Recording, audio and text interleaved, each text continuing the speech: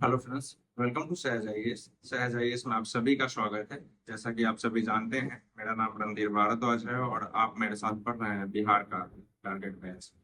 बिहार के target batch में हमने पॉलिटी कंप्लीट कर दिया है। बिहार का इकोनॉमी कंप्लीट कर दिया है। बिहार का ज्योग्राफी कंप्लीट कर दिया है। बिहार का हिस्ट्री बचा हुआ है, तो बिहार के हिस्ट्री को हम जैसे ही हमारा बिहार का स्पेशल करंट कंप्लीट होता है आजकल में, उसके बाद हम लोग बिहार के हिस्ट्री में आएंगे। ठीक है। बिहार के हिस्ट्री को हम लोग बहुत ही अच्छे ढंग से करेंगे। जैसा कि अगर आपने पहले देखा होगा, हमने बिहार का पॉलिटी और बिहार का ज्योग्राफी इकोनॉमी किया है, वो कितना डीपली किया है, वैसे ही हम लोग बिहार की हिस्ट्री भी करेंगे, ताकि हमारा ज्यादा से ज्यादा क्वेश्चन सॉल्व हो, इवन हमारा क्वेश्चन ना छूटे। ठीक है। बिहार के करंट में हमने बिहार का जनवरी, फरवरी, मार्च का कंप्लीट कर दिया है। आज हम लोग कंप्लीट करेंगे बिहार का स्पेशल करंट अप्रैल मंथ और मई मंथ का। ठीक है। आप सभी से निवेदन है कि अगर आप सभी को लेक्चर पसंद आता हो तो आप लोग लेक्चर को शेयर करेंगे और चैनल को सब्सक्राइब करेंगे।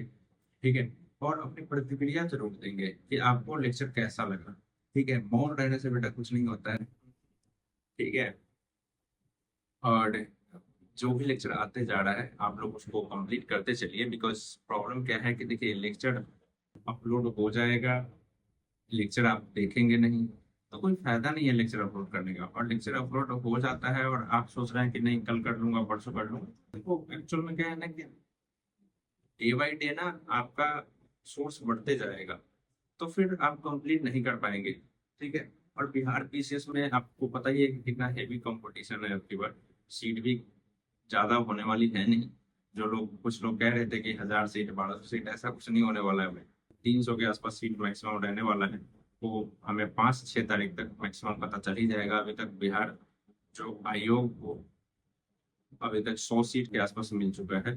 ठीक है। भर्ती के लिए। और देखिए, 5 तारीख तक डेट है कि 5 तारीख तक और कितनी सीटें बिहार को मिलती है। खैर, हमें इससे कोई मतलब नहीं होना चाहिए कि कितनी सीटें हैं। हमें बस टारगेट करना है 110 क्वेश्चन का, और 110 क्वेश्चन से ज्यादा कटक जाने वाला है नहीं। और हमारा रिजल्ट हो जाए बस काफी है। ठीक है। तो आज हम लोग शुरू करेंगे बिहार का अप्रैल मंथ का current affairs. Bihar April month के करंट अफेयर्स में हम लोग देखते हैं। सबसे पहले देखो, बिहार अप्रैल 2024 बिहार स्पेशल करंट के लिए सबसे पहले हम देखेंगे कि ग्रीन चैनल 2 का विकास किया जा रहा है। यह क्यों? तो यह इसलिए शुरू किया जा रहा है कि राज्य के जो निचले स्तर के स्वास्थ्य संस्थान है ना, उसमें गुणवत्तापूर्ण और पर्याप्त मात्रा में दवाओं की उपलब्धता सुनिश्चित कराया जाए। ठीक है। तो ग्रीन चैनल 2 किससे संबंधित है? तो भाई, ग्रीन चैनल 2 जो है ना बिहार में, वह संबंधित है निचले स्तर के स्वास्थ्य संस्थान में मेडिसिन, यानी क्वालिटी वाला मेडिसिन हो और पर्याप्त मात्रा में उपलब्ध कराया जाए, इससे संबंधित है। तो ठीक है। तो हॉस्पिटल मेडिसिन आप याद रखेंगे ग्रीन चैनल 2 से।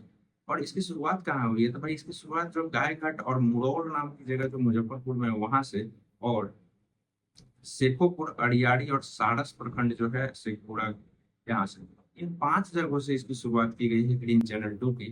तो आप इसको याद रखेंगे कि ग्रीन चैनल 2 संबंधित किससे है, इतना तो आपको याद होना ही चाहिए। ट्राई कहता है, टेलीकॉम रेगुलेटरी जो है ना, रेगुलेटरी अथॉरिटी ऑफ इंडिया, यह कहता है कि बिहार जो है ना, 56.66% दूर संचार घनत्व के साथ बिहार भारत के सबसे निचले पायदान पर अवस्थित है। तो आप इसको याद रखेंगे कि दूर संचार घनत्व में बिहार सबसे निचले स्तर पर है। और इसका डेंसिटी कितना है? तो 56.66% है। यह किसने कहा है? यह कहा है ट्राई ने। ठीक है। फिर कहता है छपरा, जो सारण है, यानी सारण जिला का जो छपरा है, छपरा जो है ना सारण जिला का, वो छपरा जो है मुख्यालय है। ठीक है। तो सारण जिला आप याद रखिएगा, छपरा है या सारण है, दोनों, यानी सारण जिला में ही छपरा है। तो या तो छपरा आता है या सारण आता है इंडिया में, तो आप समझ जाना। यहाँ के जो मुन्ना शाह है ना, मुन्ना शाह है, यह सबसे पहले ये तो दृष्टिवादित है। ठीक है। दृष्टिवादित है, और उन्होंने क्या किया है कि नेशनल पैरा स्विमिंग चैंपियनशिप में, ठीक है, जो ग्वालियर में हुआ था अभी, ठीक है, उस समय दिल्ली का प्रतिनिधित्व किया था। और ये इन्होंने जो है ना, यहाँ से गोल्ड जीता है। ठीक है। टोटल 3 पदक यानी नेशनल पैरा स्विमिंग चैंपियनशिप में बिहार को मिला, जिसमें से 2 गोल्ड और 1 सिल्वर था। तो आप याद रखेंगे कि मुन्ना शाह का संबंध कहाँ से है। मुन्ना शाह का संबंध छपरा से है। और मुन्ना शाह किस खेल से संबंध रखते हैं, तो यह नेशनल पैरा स्विमिंग चैंपियनशिप से संबंधित है। ठीक है। और ये दृष्टिबाधित भी हैं और दिल्ली का प्रतिनिधित्व कर रहे थे, और national para swimming championship Gwalior में आयोजित की गई थी। तो आप इसको याद रखेंगे। फिर वर्ल्ड इकोनॉमिक फोरम द्वारा जीरादेई जगह से आप सभी परिचित होंगे, जहाँ पे राजेंद्र प्रसाद जी का जन्म हुआ था। सिवान जिला में है ये। तो वर्ल्ड इकोनॉमिक फोरम कहता है कि जीरादेई के जो शरद विवेक सागर हैं, शरद विवेक सागर, उनको 2024 का जो है ना यंग ग्लोबल लीडर घोषित किया गया है। यंग ग्लोबल लीडर घोषित किया गया है। इनका फोटो आप गूगल करके देख सकते हैं। बड़े कम उम्र के लोग हैं। फोर्ब्स जो पत्रिका है ना, फोर्ब्स पत्रिका में अंडर 30 लिस्ट में ये शामिल है। और आज तक इन्होंने 70 लाख से ज्यादा किशोर युवाओं को जो है ना राह दिखा चुके हैं। ठीक है। केबीसी में सबसे कम उम्र के एक्सपर्ट भी ये बने। तो आप इसको भी याद रखेंगे। देखो ब्लू पेन थोड़ा खत्म हो गया था, इसलिए ब्लैक पेन यूज करना पड़ा, इसलिए मैंने यहाँ पे लिख दिया। तो आपको घबराना नहीं लेना। ठीक है। फिर कहता है कि 2023-24 में, देखो 2023-24 में बिहार जो है ना जीएसटी कलेक्शन में कितना वृद्धि किया है। 2022-23 की अपेक्षा 2023-24 में 18.13% की वृद्धि दर्ज की है बिहार ने। तो आप इसको याद रखेंगे कि जीएसटी कलेक्शन में 18.13% की वृद्धि बिहार को हुई। ठीक है, जीएसटी कलेक्शन में। फिर कहता है लोकसभा चुनाव हेतु जो है ना ब्रांड एम्बेसडर पूर्णिया की परंपरा ठाकुर को नियुक्त किया गया था। तो आप इसको भी याद रखेंगे। उसके बाद है पटना महावीर मंदिर के जो सचिव हैं किशोर कुणाल जी हैं। इनको भारत को गौरव अवार्ड मिला है। तो आप याद रखेंगे। और ये कहाँ मिला, तो पेरिस पेरिस जो है ना, पेरिस फ्रांस की राजधानी, उसकी सीनेट में मिला है। सीनेट यानी ऊपरी सदन है वहाँ की। तो वहाँ की ऊपरी, जैसे कि अपने यहाँ राज्यसभा होता है ना, वैसे सीनेट में। तो पेरिस की सीनेट में इनको मिला भारत गौरव अवार्ड। और यह देता कौन है, तो सांस्कृतिक जो युवा संस्थान है उसकी तरफ से दिया जाता है ये। और सांस्कृतिक युवा संस्थान का गठन 1996 में हुआ था। और यह भारतीय सभ्यता में संस्कृति को अंतर्राष्ट्रीय स्तर पर प्रमोट करने के लिए पहली जिम्मेदार है। ठीक है। तो आप इसको याद रखेंगे कि कौन है, किशोर कुमार जी हैं। इनको पेरिस सीनेट ने, मतलब पेरिस सीनेट में इनको भारत गौरव अवार्ड मिला था, दिया गया था। और दिया किसकी तरफ से किया, तो सांस्कृतिक विकास संस्थान की तरफ से। इसकी स्थापना 1996 में होती है। और ये इसका काम मेनली क्या है कि इंटरनेशनल स्तर पे भारत की कला और संस्कृति को प्रमोट करना। ठीक है। फिर कहता है एशियन वाटर बोर्ड बोर्ड जो जनगणना है, एशियन वाटर बोर्ड जनगणना, यह कंडक्ट कराया गया था साउथ बिहार सेंट्रल यूनिवर्सिटी द्वारा। और यह गया, नवादा, औरंगाबाद, भोजपुर, देखो भोजपुर जिलों में आयोजित किया गया था। तो इन 4 जगहों पे एशियन वाटर बोर्ड जनगणना आयोजित किया गया। तो इसमें पाया गया कि 200 प्रजाति के 5,530 जल पक्षी की पहचान की गई है नई। तो आप याद रखेंगे कि 200 प्रजाति हैं, और 200 प्रजाति के लगभग 5,530 जो जल पक्षी है उसकी पहचान इसके द्वारा की गई है। तो यह आयोजित कहाँ किया गया था, गया, नवादा, औरंगाबाद और भोजपुर में। और यह कंडक्ट कराया था साउथ बिहार सेंट्रल यूनिवर्सिटी के द्वारा। तो आप इनको याद रखेंगे। फिर है पूर्णिया में। देखो पूर्णिया में जो है ना, प्रत्येक वर्ष यानी हर साल एक पट्टा मेला लगता है। ठीक है। और हर साल के अप्रैल माह में ही लगता है पट्टा मेला। और यह पट्टा मेला जो है ना, ये आदिवासियों का मेला है। आदिवासी लोग क्या करते हैं कि इस मेला में अपने लड़के लड़की को यानी अपनी जीवन साथी चुनने की पूरी आजादी देते हैं। और इसमें जो है ना, लड़के लड़कियां अपने जीवन साथी अपने मन से चुनते हैं। और ये पूर्णिया के किस गांव में लगता है, तो भाई ये देवोत्तर पंचायत जो है ना, पूर्णिया का देवोत्तर पंचायत, उसी के मिलिनिया दियाड़ा गांव में लगता है यह मेला। मिलिनिया दियाड़ा गांव पूर्णिया में है। और यहीं पे पट्टा मेला लगता है। और पट्टा मेला आदिवासियों द्वारा आयोजित किया जाता है, जिसमें ये जो है ना, अपने लड़के लड़कियों को पूरी आजादी देते हैं। किस चीज के लिए, इस मेला में, तो अपने जीवन साथी चुनने की आजादी मिलती है। ठीक है। कहते हैं रामधारी सिंह दिनकर जी की आपकी बार 50वीं पुण्यतिथि थी। और इनका जन्म जो है सिमरिया बेगूसराय में 1908 में हुआ था। और इनकी मृत्यु जो हुई थी ना, इनकी देहांत वो 1974 ईस्वी में हुई थी। तो आप याद रखेंगे रामधारी सिंह दिनकर जी का आपकी बार 50वां पुण्यतिथि था। थोड़ा सा इनको याद रखेंगे।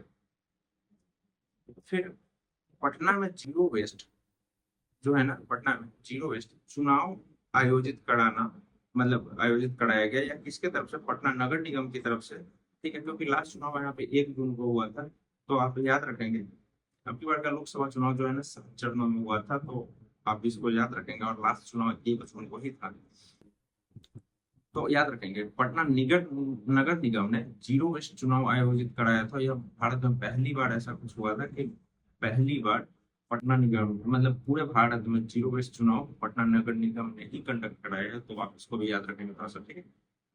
क्या था, पटना की कृतिका राजलक्ष्मी जो है ना, पटना की है कृतिका राजलक्ष्मी, ये मिसेज इंडिया वर्ल्ड वाइड 2024 की फाइनलिस्ट बनी है। तो आप इनको याद रखेंगे, कृतिका राजलक्ष्मी कहाँ से है, तो ये पटना से है, और ये मिसेज इंडिया वर्ल्ड वाइड 2024 बनी है, तो उसकी फाइनलिस्ट बनी है। तो ये थोड़ा सा बड़ा मतलब आश्चर्यजनक चीज है, मैंने अभी पहली बार देखा है। देखो गया जिला में ना एक पटवा टोली गांव है, ठीक है, पटवा टोली गांव है, जिसको पहले बिहार के मैनचेस्टर के नाम से भी जाना जाता था, क्योंकि यहाँ पे कपड़ा का बुनाई वगैरह बहुत अधिक मात्रा में होता था, इसलिए इसको बिहार के मैनचेस्टर के नाम से भी हम जानते थे। जो आजकल जो है ना आईआईटी फैक्ट्री के उपनाम से प्रसिद्ध है, आईआईटी फैक्ट्री के उपनाम से ये प्रसिद्ध है। देखो एक्चुअल में आईआईटी फैक्ट्री के उपनाम से पटवा टैली क्यों फेमस है, क्योंकि 1991 के बाद से हर साल लगभग 1 दर्जन से अधिक बच्चे यहाँ से आईआईटी क्वालिफाई कर रहे हैं। ठीक है, तो थोड़ा इस चीज को याद रखेंगे। यहाँ पे लिखा भी हुआ है बिहार का मैनचेस्टर के रूप में जाना जाता था। वृक्ष संगठन जो है ना, वृक्ष संगठन पेड़ों से रिलेटेड नहीं है। वृक्ष संगठन 2013 से क्या कर रहा है, जेई मेंस की जो है ना फ्री क्लास देता है, और ये इसकी फंडिंग कौन करता है, तो इसकी फंडिंग करता है आईआईटी जो ग्रेजुएट्स है ना, आईआईटी ग्रेजुएट्स, ये लोग इसमें फंडिंग करते हैं वृक्ष संगठन में। और वृक्ष संगठन जो है ना आईआईटी मेन फ्री में क्लासेस प्रोवाइड करवाता है। तो आप इसको याद रखेंगे, ठीक है। और सबसे ज्यादा तो इसमें याद रखने की जरूरत ये है कि पटवा टोली गांव जो है ना गैर संबंधित और आईआईटी फैक्ट्री नाम से प्रसिद्ध है, और बिहार के मैनचेस्टर के रूप में इसको पहले जाना जाता हूँ। आप याद रखिए। नाबार्ड ने क्या किया, 2023-24 में बिहार को 10,372.86 करोड़ रुपए की वित्तीय सहायता दी है, और यह पहले से लगभग 21% अधिक है। तो थोड़ा सा आप इस बातों को याद रखेंगे कि नाबार्ड ने जो है ना 372.86 करोड़ रुपए की वित्तीय सहायता दी है बिहार को, जो पिछले वर्ष 2022-23 की तुलना में 21% अधिक है। तो आप इसको समझ याद रखें। क्या यार, चलो ठीक है।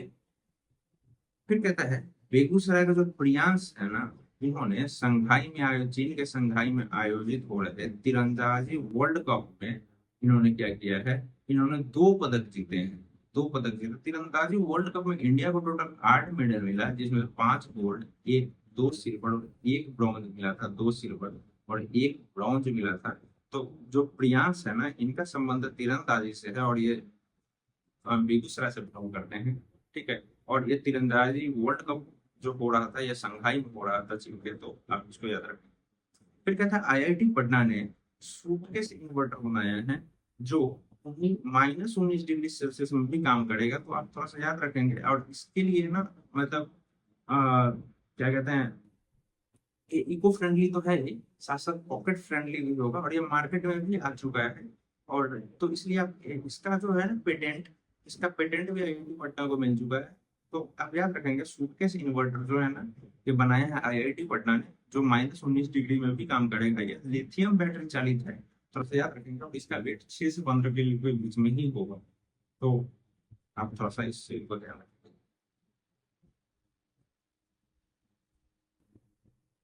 ठीक है। अब थोड़ा सा देखेंगे हम कि 2023-24 की तुलना में जो है बिहार में 27,000 टन मछली उत्पादन में वृद्धि हुई है। तो आप थोड़ा सा इस चीज को याद रखेंगे कि 2023-24 में बिहार में 27,000 टन मछली उत्पादन में वृद्धि हुई है। कितना वृद्धि हुई है मछली उत्पादन में, तो 27,000 टन हुई है। सर्वाधिक मछली उत्पादन मधुबनी में होता है, सबसे कम कहाँ होता है भाई, तो सबसे कम बेगूसराय में होता है, या जहानाबाद में होता है। मैं थोड़ा सा मिस कर रहा हूँ, लेकिन आप जरूर इसको देख लेंगे। शायद मेरे हिसाब से जहानाबाद में होता है कम, सबसे कम, लेकिन थोड़ा सा आप देखेंगे, ठीक है। अब तक 8.73 लाख टन जो अभी क्षमता है ना बिहार की मछली उत्पादन में, वो 8.73 लाख टन है, ठीक है। जिसमें वृद्धि कितनी हुई है पिछली बार की अपेक्षा? 27,000 टन की वृद्धि हुई है। सर्वाधिक मछली उत्पादन में मधुबनी नंबर 1 है। ठीक है, फिर देखेंगे राजगीर में जो है ना 2500 वर्ष पूर्व जो है, मौर्य काल से भी पहले भी यहाँ जो है ना भूकंप रोधी इमारतें और कंक्रीट की सड़कें पाई जाती थी।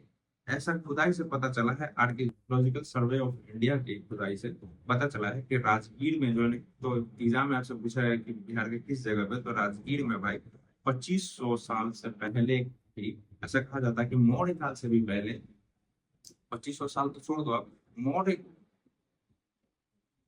मतलब ईसा पूर्व छोड़ दो, मतलब मौर्य काल से भी पहले, आप इतना याद रखना कि मौर्य काल से भी पहले बिहार में भूकंप रोधी इमारतें और कंक्रीट की सड़कें पाई जाती थी। ऐसा आर्कियोलॉजिकल सर्वे ऑफ इंडिया की पता चला है। तो आप सोचो कि बिहार में कुछ क्षेत्र कितना डेवलप था यार, और आज से इतना दिन पहले, आज में मुझे लगता है कि इंडिया में लगभग 95% जो बिल्डिंग्स होंगी वो, मुझे नहीं लगता है कि वो भूकंप रोधी हो सकती है।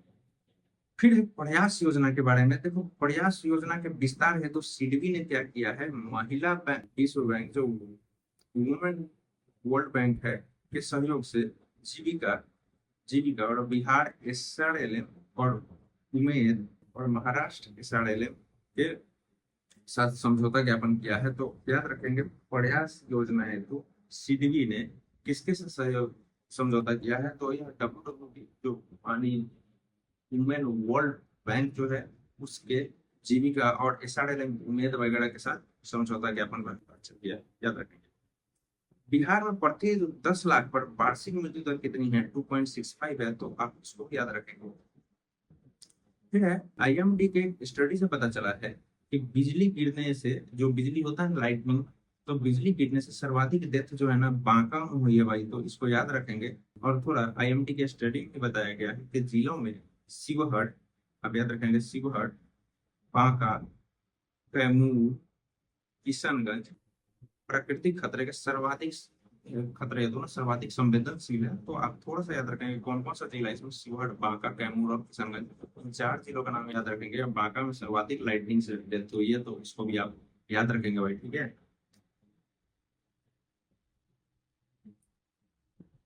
फिर कहता है महिला मतदाताओं के मामले में बिहार का स्थान जो है ना चौथा है। महिला मतदाताओं के मतलब मामले में बिहार का स्थान चौथा है। ठीक है, और देश की महिलाओं में बिहार का स्थान जो है ना तीसरा है पॉपुलेशन में। तो आप इसको भी याद रखेंगे, देश की महिलाओं में थर्ड है, और महिला मतदाता के मामले में बिहार भारत का चौथा स्थान लेता है। पुरुष के मामले में जो संख्या में बिहार थर्ड है और मतदाता में भी बिहार थर्ड है। बिहार में कुल 3.64 करोड़ मतदाता है। तो आप इसको याद रखेंगे, टोटल 7.64 करोड़ में से। इसका मतलब ये हो गया कि टोटल 7.64 करोड़ मतदाता है, उसमें 3.64 करोड़ मतदाता महिला मतदाता के साथ बिहार चौथे नंबर पर महिलाओं मतदाता में। तो आप याद रखेंगे टोटल पुरुष मतदाता लगभग 4 करोड़ है, तो महिलाओं से ज्यादा है। हम पुरुषों की संख्या में भी बिहार थर्ड पे है, और पुरुष पुरुष मतदाता में बिहार थर्ड पे, तो याद रखेंगे। सीएम ने क्या किया है, मुख्यमंत्री जी ने पूर्वी चंपारण हेतु जो पूर्वी चंपारण स्थित जो केसरिया स्तूप है भाई, दुनिया का सबसे बड़ा स्तूप है, तो थोड़ा सा याद रखेंगे। वो वैश्विक पर्यटन जो है ना मानचित्र पर लाने की मांग की है। तो आप याद रखेंगे कि मुख्यमंत्री जी ने किस स्थल को वैश्विक पर्यटन मानचित्र पर लाने की बात करा है, तो उन्होंने जो है ना केसरिया स्तूप को वैश्विक मानचित्र पटल पे लाने की, मतलब मानचित्र को, जो पर्यटन मानचित्र है वैश्विक, उस पे लाने की मांग की है। ठीक है, और केसरिया स्तूप जो है गुप्त काल के समय का ही बना है, लगभग 3rd सेंचुरी बीसी, यानी बिफोर क्राइस्ट, बिफोर मतलब ईसा पूर्व, ठीक है, के समय का ही है। और यूनेस्को ने केसरिया स्तूप को वर्ल्ड हेरिटेज साइट 2002 में शामिल किया था। तो वर्ल्ड हेरिटेज साइट में यूनेस्को ने केसरिया स्तूप को कब शामिल किया था? 2002 में किया था। यह दुनिया का सबसे बड़ा बौद्ध स्तूप है, और यह स्थित कहाँ है? तो पूर्वी चंपारण जिला में स्थित है केसरिया बौद्ध स्तूप, और सीएम ने इसको वैश्विक पर्यटन मानचित्र पे भी लाने की मांग की है। तो ये भी थोड़ा याद रखेंगे केसरिया स्तूप को।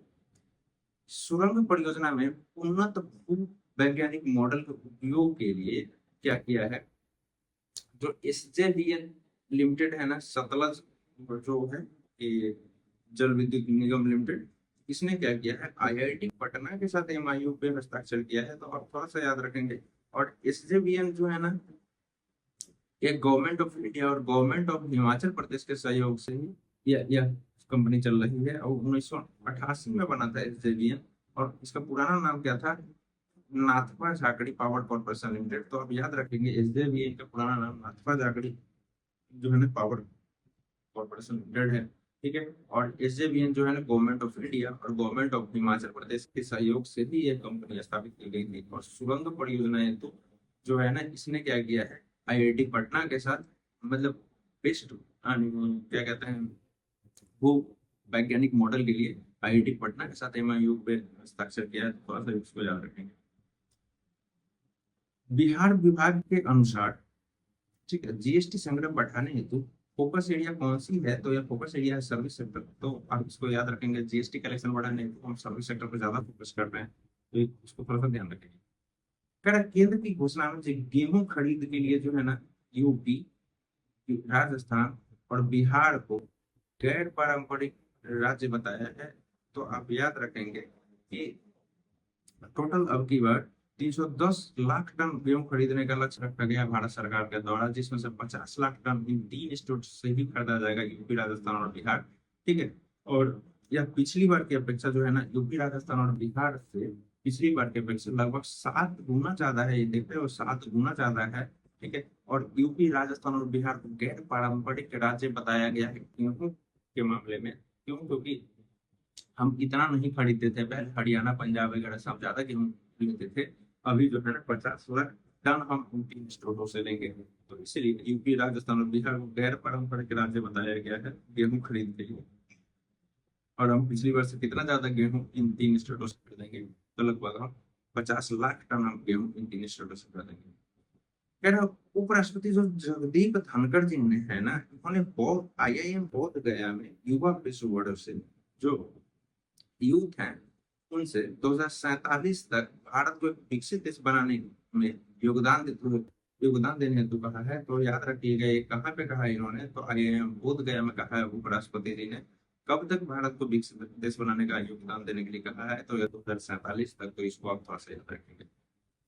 फिर कहता है इलेक्शन कमीशन ऑफ इंडिया ने बिहार के 4 संसदीय क्षेत्रों में मतदान की अवधि जो है ना 2 घंटे बढ़ाने का निर्णय किया है। तो ये 4 संसदीय क्षेत्र कौन से हैं ये देखना आपका काम है, आप देखेंगे इसको, या आपकी जिम्मेदारी है। ठीक है। ऐसा इसलिए क्या है कि उधर को हीट वेव की वजह से ना ऐसा इलेक्शन कमीशन ने पानी कदम उठाया था कि लू और हीट वेव की वजह से यानी जो एग्जाम सॉरी जो इलेक्शन का आवर था ना 2 घंटे एक्सटेंड करने की बात इन्होंने कही थी। और इसी वजह से 4 संसदीय क्षेत्रों में 2 घंटे जो इलेक्शन टाइमिंग है ना उसको एक्सटेंड किया गया था। कहता है कि बिहार का एक भी इंडस्ट्री जो है ना स्टॉक एक्सचेंज में सूचीबद्ध नहीं है। तो आप इन चीजों को याद रखेंगे। बिहार एकमात्र ऐसा राज्य है जहाँ का एक भी इंडस्ट्री जो है ना, एक भी कंपनी स्टॉक एक्सचेंज में लिस्टेड नहीं है। तो भाई थोड़ा सा मैं इसको याद रखेंगे आप लोग। ठीक है। भारत के लगभग 66.5 लाख रजिस्टर्ड लोगों में से बिहार की भागीदारी 2.65% है। देख रहे हो, एक तो लोगों में भी भागीदारी 2.65% है। टोटल बिहार में कितने स्टॉक एक्सचेंज में रजिस्टर्ड लोग हैं? तो 66.5 लाख लोग हैं, जिसमें से 2.65% ही बिहार से हैं। याद रखेंगे। और इंडस्ट्री एक भी नहीं है जो स्टॉक एक्सचेंज में लिस्टेड है बिहार में, या बिहार बिहार से अवैध रूप से यूपी ले जा रहे जो 95 बच्चे हैं उनको यूपी जो चिल्ड्रन कमीशन है ना, यूपी चिल्ड्रन कमीशन उसने बचाया है। और ऐसा जो क्लेम किसने किया था, ऐसा नहीं बताया किसने यूपी चिल्ड्रन कमीशन को, तो यह रिपोर्ट जो दिया था ना यह दिया था अयोध्या चाइल्ड वेलफेयर कमेटी ने। अयोध्या चाइल्ड वेलफेयर कमेटी, इन्होंने रिपोर्ट दी थी किसको? यूपी चिल्ड्रन कमीशन को। और यूपी चिल्ड्रन कमीशन ने क्या किया, बिहार से जो अवैध रूप से 95 बच्चे ले जा रहे थे, यानी जो 12 साल से कम उम्र के थे, 5 साल से 12 साल के बीच के बच्चे थे, उनको बचाया है इन्होंने। ठीक है। फिर कह रहा सुपौल जिला के जो कोसी क्षेत्र के खोखनाहा गांव, याद रखें खोखनाहा गांव के निवासियों ने सरकारी पहल की कमी के कारण जो गवर्नमेंट इनिशिएटिव है उसकी कमी के कारण 2019 के लोकसभा इलेक्शन, 2020 का विधानसभा इलेक्शन और 2024 के लोकसभा इलेक्शन का भी बहिष्कार किया है। तो यह लोकसभा इलेक्शन का बहिष्कार अब की बार कौन किया है? तो खोखनाहा गांव के जो लोग हैं, ये सुपौल जिला में कोसी क्षेत्र के लोग हैं ये लोग, तो इन्होंने किया है। तो आप इनको थोड़ा सा ध्यान रखेंगे, ये थोड़ा सा मुझे लगता है ज्यादा ही इम्पोर्टेंट है, ये थोड़ा सा ज्यादा इम्पोर्टेंट है, तो आप इसको थोड़ा सा याद रखेंगे। कह रहे एनआईए की जांच के अनुसार जो है ना, उत्तरी क्षेत्र ब्यूरो को प्रतिबंधित संगठन द्वारा लक्षित किया जा रहा है। जो प्रतिबंधित संगठन है, जो भी मतलब आतंकवादी संगठन हो या कोई भी ऐसे संगठन है जिसको सरकार ने प्रतिबंध मतलब लगाया जिसपे, उस वो सब जो है ना उत्तरी क्षेत्रीय ब्यूरो को लक्षित कर रहे हैं। तो उत्तरी क्षेत्रीय ब्यूरो में उत्तर प्रदेश और बिहार दोनों आ जाता है, तो आप इसको बस याद रखेंगे। बिहार ने एक नया कानून लाया है, इसको तो आप बीबीआई मान के चलो, ये किसी न किसी बिहार के एग्जाम में आएगा ही। कह रहा है 6 माह से अधिक की जो है ना सजा जो प्राप्त करने वाला व्यक्ति जो है, 6 माह से अधिक की सजा प्राप्त करने वाला जो व्यक्ति है, वह बिहार में पंचायती चुनाव नहीं लड़ सकता, चाहे मुखिया हो, सरपंच हो, पंचायत समिति हो, ये सब कोई भी। अगर किसी को भी 6 महीने से ज्यादा की सजा हुई है तो वह पंचायत का चुनाव नहीं लड़ सकता है। ऐसा बिहार सरकार ने नया कानून पास किया है, तो थोड़ा सा आप इसको याद रखेंगे। खैर, टूरिज्म डिपार्टमेंट द्वारा बिहार के पर्यटन स्थलों पर देख रहे हो आप, बिहार के पर्यटन स्थलों पर टूरिज्म पुलिस की स्थापना की तैयारी कर रही है, या कौन कर रहा है, तो टूरिज्म डिपार्टमेंट ही कर रहा है। टूरिज्म पुलिस की कॉन्सेप्ट टूरिज्म डिपार्टमेंट का ही है। ऐसा नहीं है कि यह पहली बार बिहार में लाया जा रहा है, आंध्र प्रदेश में ऑलरेडी यह चल रहा है टूरिज्म पुलिस का कॉन्सेप्ट। तो टूरिज्म डिपार्टमेंट ही ला रहा है टूरिज्म पुलिस का कॉन्सेप्ट, इन्होंने ही लॉन्च किया है। और यह कहाँ रहेंगे, तो पर्यटन स्थलों पे विशेष रखे जाएंगे, ठीक है। कह रहा है फैमिली प्लानिंग मेथड के उपयोग में सर्वाधिक वृद्धि अगर देखी गई है तो वो मुजफ्फरपुर में देखी गई है, तो आप इसको याद रखेंगे। उसके बाद कहता है कि बिहार के 95% डॉक्टरों ने राष्ट्रीय बाल स्वास्थ्य कार्यक्रम जो है आरबीएस के इससे इस्तीफा दे दिया है। तो बिहार के 95% डॉक्टरों ने राष्ट्रीय बाल स्वास्थ्य कार्यक्रम से इस्तीफा दे दिया है, तो आप याद रखेंगे। पटना हाई कोर्ट ने अभी कहा है कि ड्यूटी के दौरान मरने वाले जो इंस्पेक्टर होंगे ना, इंस्पेक्टर याद रखेंगे, सब पुलिस अधिकारी नहीं, इंस्पेक्टर, उनकी विधवा को जो है ना 10 लाख रुपए मुआवजा देने का आदेश इन्होंने दिया है। तो कहा है पटना हाई कोर्ट ने कहा कि अगर कोई भी इंस्पेक्टर अगर ड्यूटी के दौरान शहीद हो जाता है तो उसकी विधवा को या उसके परिजनों को 10 लाख रुपए मुआवजा दिया जाएगा गवर्नमेंट की तरफ से, ऐसा आदेश दिया है। अगर बिहार सरकार ने एक पंचायत एक बैंक योजना शुरू किया है, तो आप इसको भी याद रखेंगे। ऐसा क्यों किया जा रहा है, ताकि ट्रांसपेरेंसी आ सके और सबका एक कंप्लीट डिटेल सरकार के पास हो सके, तो आप इसको ना थोड़ा सा याद रखेंगे भाई, ठीक है। फिर कह रहा है सीयूईटी जो है, सेंट्रल यूनिवर्सिटी जो कॉमन एंट्रेंस टेस्ट होता है, वह अंडर ग्रेजुएशन के लिए आवेदनों की संख्या मामले में बिहार जो है ना थर्ड स्थान पे है। तो आप याद रखेंगे सीयूसीईटी यूजी जो है अंडर ग्रेजुएट के लिए जो आवेदनों की संख्या है उसके मामले में बिहार तीसरे पायदान पे है, तो आप इसको याद रखेंगे। फिर चौड़ विकास योजना है, चौड़ विकास योजना के तहत क्या कर रहा है सर, तालाब बनाने के लिए कुल भूमि का जो 50% अनुदान आवंटित किया जाएगा और 50 हेक्टेयर जमीन पर तालाब बनेगा। ऐसा यह इस योजना से क्या होगा, जो भी बंजर भूमि पड़ी हुई है या ऐसी भूमि जिसपे कृषि नहीं हो रही है, अब उस पर कृषि इसके तहत की जाएगी। तो इसके लिए है चौड़ विकास योजना। तो याद रखेंगे अनुदान की राशि कितनी है, 50%, और कितने जमीन में तालाब बनेगा, तो 50 हेक्टेयर में बनेगा, तो आप इसमें याद रखें। कह रहे हैं, बिजली संबंधी कमजोरियों के लिए जो है ना प्रभावी समन रणनीतियां तैयार करने के लिए नीति निर्माताओं के लिए क्या महत्वपूर्ण माना गया है, तो भाई वो माना गया है कि वैधता वाले जो हॉटस्पॉट और सामाजिक आर्थिक कारकों को समझना यह महत्वपूर्ण है, ठीक है। तो बिजली संबंधी कमजोरी, बिजली संबंधी मतलब ये इलेक्ट्रिसिटी वाला नहीं भाई, लाइटनिंग वाली जो ऊपर से बिजली गिरती है ना, उसकी बात चल रही है कि बिजली संबंधी कमजोरियों के लिए जो प्रभावी जो समन रणनीति है वह क्या हो। तो वह नीति निर्माताओं के लिए सबसे पहले जरूरी है कि वो विविधता जहाँ पे ज्यादा रिस्क है वहाँ विविधता वाले हॉटस्पॉट और सामाजिक आर्थिक कारकों को समझा जाए, तो यह जरूरी है। तो आपने देखा ही था पहले कि बांका वगैरह सिपड़ ये सब आपको उसमें, कैमूर ये सब आपको दिखा था, और किशनगंज, ठीक है, 4 जगह दिखा था, तो आप इसको थोड़ा सा याद रखिए। फिर रूरल मेमोरियल हॉस्पिटल जो पटना का है ना, तो उसके द्वारा जो है ना सर्जिकल रोबोट मशीन अपनाने से बिहार झारखंड के लोगों को लाभ होगा भाई। तो यह भी न्यूज दैनिक भास्कर में ही था।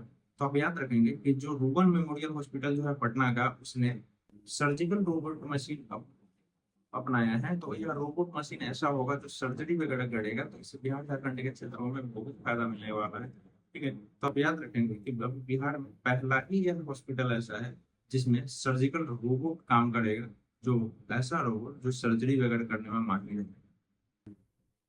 ठीक है, आगे देखेंगे कह रहा है पटना नगर निगम ने शहर को कचरा मुक्त बनाने के लिए निर्दिष्ट स्थलों पर कचरा फेंकने वाले लोगों को सड़क शत्रु के रूप में टैग किया है। यानी जिन जगहों पर कचरा नहीं फेंकना चाहिए उन जगहों पे अगर आप कचरा फेंकते हैं तो पटना नगर निगम जो है वो आपको सड़क शत्रु के रूप में टैग करेगा। तो आप याद रखें। यार बीएसएनएल की पूर्णतः स्वदेशी 4G मोबाइल सेवा जो है महुआ उपखंड जो वैशाली से शुरू हो रही है, तो आप इसको याद रखेंगे, बीएसएनएल की पूर्णतः स्वदेशी है यह 4G मोबाइल सेवा। यह कहाँ से शुरू हुई है? तो महुआ उपखंड से शुरू हो रही है और यह वैशाली में है, यानी महुआ डिवी सब डिवीजन में शुरू हो रहा है और यह वैशाली जिला में है। तो आप थोड़ा सा याद रखें। हाल ही में दरभंगा में आयोजित जो पूर्वी क्षेत्र अंतर विश्वविद्यालय हैंडबॉल पुरुष प्रतियोगिता था, जो है ना पुरुष प्रतियोगिता था, इसमें ललित नारायण मिथिला यूनिवर्सिटी जो है पहले स्थान पर रहा है। तो दरभंगा यूनिवर्सिटी जो है ना, दरभंगा के इसी यूनिवर्सिटी में यह आयोजित भी किया गया था और इसमें ललित नारायण मिथिला यूनिवर्सिटी पहले स्थान पे था। तो आप इसको याद रखें। कह रहे बच्चों के भरण पोषण है तो ससुराल से पैसे की मांग करना दहेज नहीं माना जाएगा, ऐसा पटना हाई कोर्ट ने कहा है। और ससुराल मतलब लड़का के घर वाले नहीं भाई, लड़की के घर वाले। अगर जैसे कि कोई लड़का है सपोज और वो मैरिड है, तो क्या होता है ना कि अगर उसके पास इतने पैसे नहीं है कि वह अपने जो बच्चे हैं उनका भरण पोषण ठीक से कर सके, तो वह लड़की के फैमिली वाले से पैसे मांग सकता है और वह दहेज की संज्ञा उसको नहीं दी जाएगी। तो आप याद रखेंगे। ठीक है, तो ऐसा पटना हाई कोर्ट में बताया, बड़े कॉमेडी चीज है। कह रहा बिहार की टीम ने नेशनल स्कूल गेम चैंपियनशिप जो 2023-24 हुई थी उसमें रग्बी जो सेवेंस प्रतियोगिता थी, इसके अंडर 17 एवं अंडर 19 बालक एवं बालिका दोनों वर्ग में चैंपियन का खिताब हासिल किया है। तो यह बिहार की टीम ने ही किया है। किसमें किया भाई? नेशनल स्कूल गेम चैंपियनशिप जो 2023-24 था उसमें रग्बी में अंडर 17 और 19 में लड़का और लड़की दोनों वर्ग में चैंपियनशिप का खिताब हासिल किया था बिहार ने। तो याद रखिए। फिर कह रहा है बिहार जलवायु सम्मेलन और प्रदर्शनी कहाँ हुआ है? तो भाई ये ज्ञान भवन पटना में हुआ है। नारी शक्ति नेतृत्व की प्रदर्शनी कहाँ हुआ है? तो बिहार म्यूजियम पटना में हुआ है। देखो पटना म्यूजियम अलग है, बिहार म्यूजियम अलग है, दोनों पटना में ही है। फिर कुंडलपुर महोत्सव कहाँ है? इसका उद्घाटन गवर्नर जी द्वारा किया गया था और इसका ये है हुआ कहाँ है? नालंदा में। मतलब नालंदा में एक कुंडल ग्राम है जहाँ पे महावीर स्वामी जी का जन्म स्थल है। तो आप थोड़ा सा याद रखेंगे उस चीजों को, जो जहाँ जैन धर्म के 24वें तीर्थंकर थे। पासपोर्ट जारी करने के मामले में जो है ना, टॉप पे है सिवान, उसके बाद है पटना और उसके बाद है भाई गोपालगंज। तो आप थोड़ा सा याद रखेंगे। फिर कहता है जल स्रोतों के संरक्षण में टॉप पे कौन है भाई? बक्सर है। तो जल स्रोत जो है ना उसके संरक्षण में बक्सर टॉप पे है। तो आप इसको जरूर याद रखेंगे। फिर कहता है सरकारी स्कूल के विकास हेतु जो है ना बजट में 3012.85 करोड़ रुपया का मतलब बजट अलॉट किया गया है। अगले बजट में इतना था। फिर कुंवर सिंह जी जो थे ना, उनकी 166वीं पुण्यतिथि मनाई गई। और थोड़ा सा इनके बारे में देख लीजिए। जैसे 1857 के विद्रोह के दौरान किस अंग्रेज अधिकारी ने उन्हें पटना में मिलने को बुलाया था? तो ये तो विलियम टेलर के साथ ही इनका आमना सामना हुआ था। तो आप ये भी याद रखेंगे। तो अब जरूरी इसमें क्या है कि कुंवर सिंह का जो पुण्यतिथि अब की बार कैवी पुण्यतिथि थी वो 166वीं थी और कुंवर सिंह का संबंध आप 1857 के विद्रोह में आप देख ही सकते हैं किसमें कितने हाई लेवल के लोग थे। 80 साल के एज में भी अंग्रेजों की ऐसी तैसी इन्होंने कर दी थी। कह ललित नारायण मिथिला यूनिवर्सिटी ने भारतीय मौसम विज्ञान विभाग जो पटना का है के सहयोग से स्वचालित मौसम स्टेशनों की स्थापना करेगा। तो कौन सा यूनिवर्सिटी कर रहा है भाई मौसम विज्ञान विभाग पटना के साथ यानी स्वचालित मौसम स्टेशन की स्थापना? तो ये ललित नारायण मिथिला यूनिवर्सिटी है। तो आप उसको थोड़ा सा याद रखेंगे। फिर कहता है सारण जिले के जो हरेंद्र सिंह है, सारण जिले के जो हरेंद्र सिंह है, इनको हाल ही में भारतीय राष्ट्रीय महिला हॉकी टीम का कोच नियुक्त किया गया है। 2012 में इनको द्रोणाचार्य पुरस्कार भी मिल चुका है। तो अब याद रखेंगे 2012 में हरेंद्र सिंह को द्रोणाचार्य पुरस्कार भी मिल चुका है। ठीक है। और ये जो है ना भारतीय राष्ट्रीय महिला टीम हॉकी, हाँ इनका हॉकी नहीं किया गया इनको। और ये जो है ना जेनिक शॉपमैन का स्थान लिया। जेनिक शॉपमैन जो नीदरलैंड के थे उनका स्थान लिया है इन्होंने हरेंद्र सिंह ने। और हरेंद्र सिंह बिलोंग करते हैं सारण से, महिला हॉकी टीम के कोच बने। ज्ञान भवन पटना में जो है सोसा सोसा साउथ एशिया प्रबंधक समिति जो है ये 8वें सम्मेलन का आयोजन किया गया है सोसा में। जो सोसा का आयोजन है अब की बार 8वां सम्मेलन था सोसा का। ये कहाँ किया गया भाई? ज्ञान भवन पटना में किया गया। सोसा की स्थापना 2005 में की गई थी और इसके डीजी जो है डायरेक्टर जनरल जो है बसंत सिंधे जी हैं, तो इसको थोड़ा सा याद रखेंगे। गेल ने 15वां CIDC विश्वकर्मा पुरस्कार जीता है। वहीं 14वां विश्वकर्मा पुरस्कार जो है ना भवन निर्माण निगम लिमिटेड ने जीता था। जो बिहार का भवन निर्माण निगम लिमिटेड था वो 14वां विश्वकर्मा पुरस्कार जीता था। 15वां गिल ने जीता है। और गिल ने क्यों जीता है? तो बरौनी गुवाहाटी जो पाइपलाइन जो है ना गैस पाइपलाइन,